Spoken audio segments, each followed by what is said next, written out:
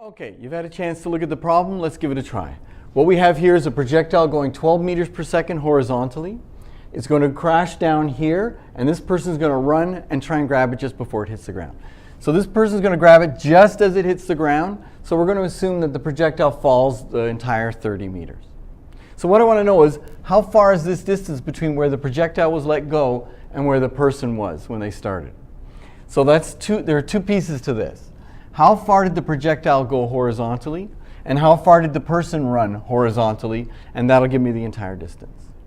Figuring out this, we just use our projectile method of figuring out the horizontal distance. The person, very simple kinematics, v equals d over t. The thing is, I need the time. How long is this person running for? In order to calculate their distance, I need to know the time. Well, the time that person's running is the same as the time of the projectile falling. So once I find the time of the projectile falling, I can use that to find that distance. So let's get started. With our projectiles, we have a vertical column and a horizontal column. In the case of the vertical column, I could call this d vertical or dy because it's in the y direction. And that could be v1 vertical or v1 in the y direction. So I put y's here. And in the x direction or the horizontal direction, I could call this d horizontal or dx. So I used x subscript. So let me write down everything I know in the vertical. I'm going to use up as positive. So I know that the object started here and landed down there. In the question, it says the object is 30 meters up in the air. But we have to look at, where did the object start? Where did it end up? It ended up down. So this, very important, is negative 30 meters. What about the y velocity? Since it's being projected horizontally, there's no vertical component. So in the y direction, it's 0 meters per second. In any projectile accelerating up and down, the acceleration is 9.8 meters per second square. And since up is positive, this will be negative because objects accelerate down. So I've got three things in the vertical. I can find anything I want in the vertical. But I'm really interested in this number. How far did it go horizontally? To do that, I need the horizontal velocity, which is 12 meters per second, and I need the time.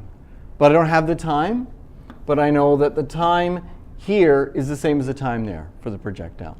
So let me solve for the time. So we'll go over here and plug into my formula. D equals v1t plus 1/2 a t squared in the vertical, so in the y direction. So I plug in negative 30 equals 0 plus 1/2 negative 9.8 t squared.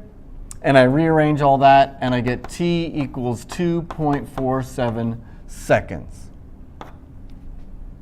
So I can put that in my givens. 2.47 seconds, 2.47 seconds. And what was I looking for? I was looking for how far did the projectile travel horizontally. So I do that over here. D equals v times t, so it went 12 meters per second times 2.47 seconds. The x direction for the projectile is 29.64 meters, which we'll round off in a minute. Okay, so I found this. Now I need how far the person went. Well, what do I know about the person? Their velocity is 8 meters per second. The time they're running till they meet that projectile is 2.47 seconds. So the distance they travel is v times t, which is 8 times 2.47. The distance the person travels is 19.76 meters. Okay, so what's the total distance? Well, that's pretty straightforward. The total distance is the 29.64 plus 19.76. And with a little rounding, how far was this person from where the projectile was let go? It's 49.4 meters. I rounded a little. You probably should even round it a bit more.